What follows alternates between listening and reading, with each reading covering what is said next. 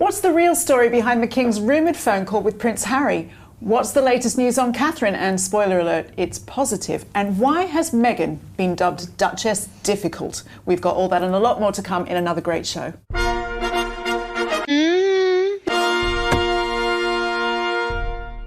Hello and welcome to Palace Confidential. I'm Jo Elvin, and this week my panel includes the Daily Mail's royal editor, Rebecca English, the Mail on Sunday's editor-at-large, Charlotte Griffiths, and the Daily Mail's diary editor, Richard Eden. Welcome to you all.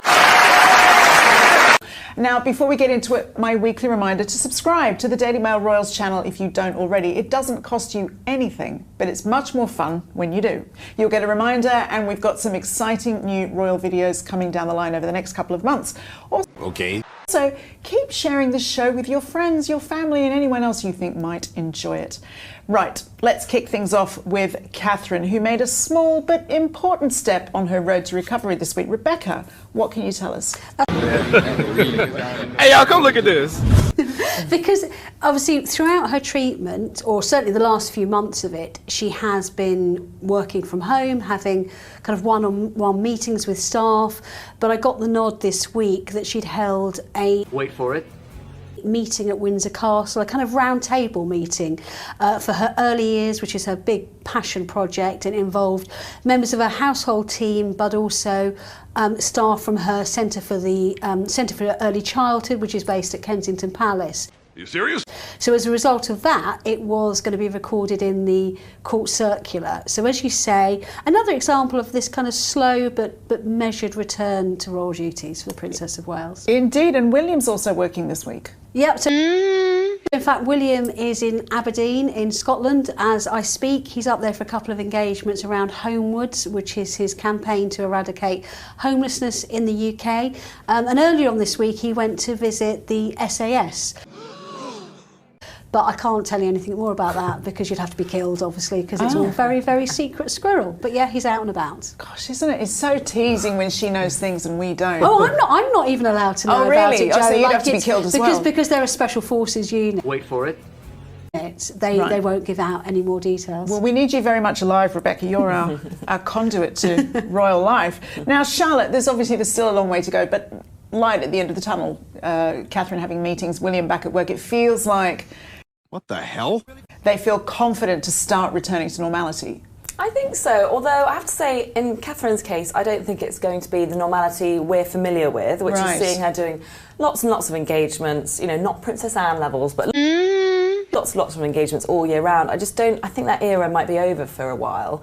And not just because she's recovering from cancer, but I just think while her kids are young, I just think she might savour these last few years. You know, Louis's only 6. One day she'll be Queen, and she'll be working till she's 96. Fact. Don't forget, Philip retired at 96, so she's got a long old stretch ahead of her, and I just get the impression that we'll see her at the big things like the Cenotaph, the carol concerts, the Trooping the Colour, and of course her legacy is the early years stuff, so she'll always do that. But I just don't think it will be a return to normal for the next, I don't know, few years even. Now, Richard, Catherine's not the only Middleton who's been in the news this week. Her brother James has written a book. Has there been any royal revelations contained within? Don't worry, it's not a sort of Prince Harry spare type book. It's called Meet Ella, the dog who saved my life. It's a book about his first pup, and essentially it's a way of telling a memoir, really. Stop it. But it's kind of his relationship with his dog and how she sort of helped him through things. And there's lots of fun colour in there, and there are some really interesting insights actually. There's one about how competitive the Middleton family are, Fact. particularly when it comes to games. I mean, we saw the children playing cards with their grandparents in Catherine's video last week. But when they're playing back home, Racing Demons seems to be their favourite game. What? And William would find it all a bit much, and frankly wouldn't want to get involved in sort of, his in-laws sort of rows or anything. So he would often use James's dog Ella as an excuse to, does Ella need a walk, and take him out. So it's that sort of thing, but nothing to trouble the royal family really there in terms of memoirs. God help us, the Middletons have got the Monopoly board out again.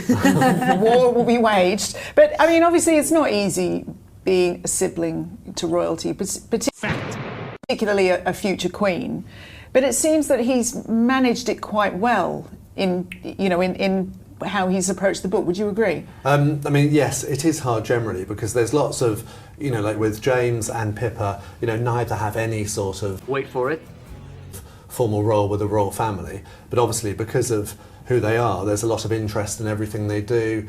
In the case of James's businesses or, Pippa's marriage or whatever. So, they haven't put okay, I'm listening. You have my attention. a foot wrong. They're always try and support whenever they can. And I think this memoir could be seen in that context. So essentially, it's a friendly, welcome portrait. I always used to feel sorry for Pippa getting a pasting for things like her books when. Hey, y'all, come look at this. She's got to make a living. She's not royal, but you still get the same sort of scrutiny as a royal. Yeah, I mean, the upside is you get lots of attention, and obviously that helps to sell books. You can make a bit of money, but the downside is, you will get a lot of scrutiny and criticism. Well, speaking of scrutiny, Rebecca, there's another film out today that the royals might not want to watch. I know I do, but... They definitely won't want to watch this. So we've got A Very Royal Scandal, which is the second retelling of Prince Andrew's that doesn't make sense. infamous Newsnight interview from 2019. This one's very much told from the point of view of the interviewer, Emily Maitlis, but also there's quite a lot from the heart of Buckingham Palace and also Wait for it. Royal Lodge, which is Andrew's family home. And I was given a sneak peek of the 3-hour-long episode, and it is brutal. I mean, absolutely brutal. Blimey. Andrew comes across as the most What the hell? obnoxious individual you would ever have the misfortune to meet. There's some vulnerable moments. I mean, Michael Sheen, who plays him, is obviously a very talented character actor. As Deputy Colonel-in-Chief of the Royal Scots Dragoon Guards, so they sent some of the pipers from the regiment to, pipe in his honour outside his cottage in Kensington Palace. And was that appreciated, or did he wake up thinking, what's this racket? I think so. When will it stop? It was quite sweet. We saw him with his brother, Prince Michael of Kent. He was there too, who also lives at Kensington Palace. And then also, interestingly, was the Duke's wife, the Duchess of Kent, who we don't see very often. She withdrew from royal duties completely. She is very frail. We saw her in a wheelchair. That's the first time she's been in a wheelchair. And notably absent was their sister, was Princess Alexandra, who is even more frail, I think. And the last time we've seen her in public was at the coronation, when in the official photograph she's supported by Prince Edward and Sophie. Wow. So presumably she Wait for it. didn't feel able to take part in this photo call. But it was lovely to see the Duchess of Kent, and she's, she's still going strong. Lovely. Well, on that note, as you might have guessed, we're all very excited about the King and Queen's trip to my Hey, y'all, come look at this. homeland, Australia. So we pulled together some fantastic photos of the royals going down under over the years. I'm sure there'll be a lot more great photos in a couple of weeks, especially on Rebecca's iPhone. Look forward to that. Now, a reminder that up next is an episode of Reading the Royals, where Richard Eden analyses the breakdown of the relationship between William and Harry with some photos that you might not have seen before. So click here for that if you haven't seen it yet. We'll have more episodes of Reading the Royals coming up in the next few weeks too. Are you serious? Time to say thanks to Rebecca, Charlotte, Richard, and to you as always for watching. We'll see you next week. Bye-bye.